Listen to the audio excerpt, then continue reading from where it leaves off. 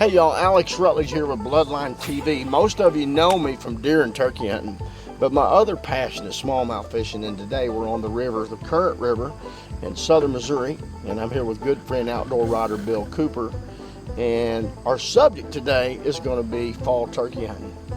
You know, I've turkey hunted all my life, most of my life, and it was handed down to me from my brother and my father.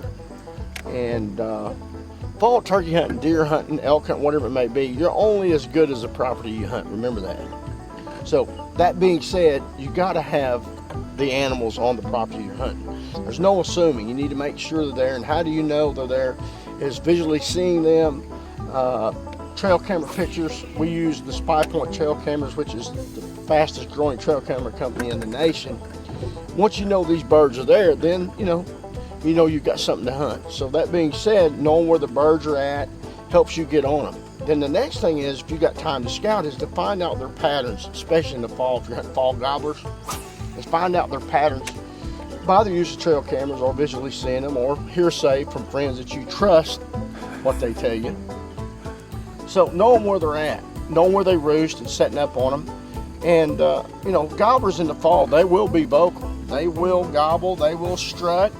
And you know, in the fall when these gobblers are in groups, they run in pecking orders. And one of the greatest teachers I ever had on fall turkey hunting, and I commend him everywhere I go, is Ray I. I learned a lot from Ray I. Ray I is one of the true legends in this outdoor industry, especially on fall gobblers. He is a king at it. And knowing where they're at and knowing how to communicate. So if you know where they're roosting, the key thing is get in there on them roosting. A new technique that we're using, and it's really worked well, and I've always used my voice, is gobbling at these turkeys in the fall. And when you know where the roost at, and you go and set your decoys up like a good Avian X decoy, their strutter, and some Jake decoys, and you start gobbling and gobble yelping, they hear it, they see it, it convinces them to come.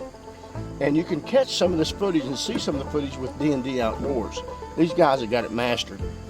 So it's a great way to hunt these fall gobblers, is knowing where they're at, decoys, gobbling with the Hank gobble call, gobbler yelping, fighting purrs, and they'll help you close the deal. Got her going. Alex has got a big one.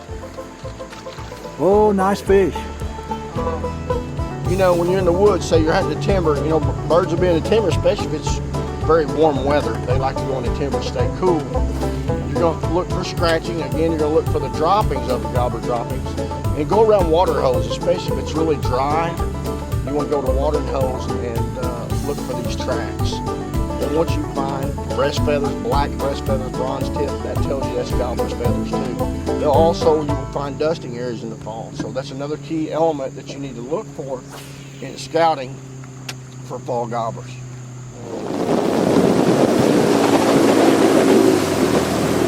Well, we went downriver here a way. We're going to try a new spot.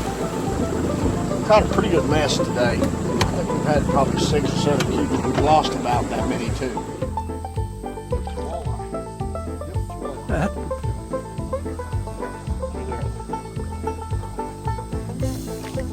Beautiful walleye.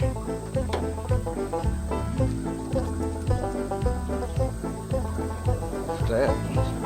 You got to be 18 inches to keep them here. That thing's beautiful. Alex, you put one on the smallmouth this morning here on the Current River. You got a flick back. I fucked that up. You hate to exaggerate, you know. This is probably 2.5 to 3 pound smallmouth. You're used to seeing these things though, aren't you? Isn't that beautiful? Look at it.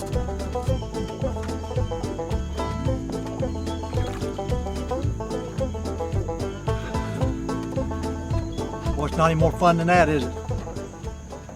There you go, smallmouth.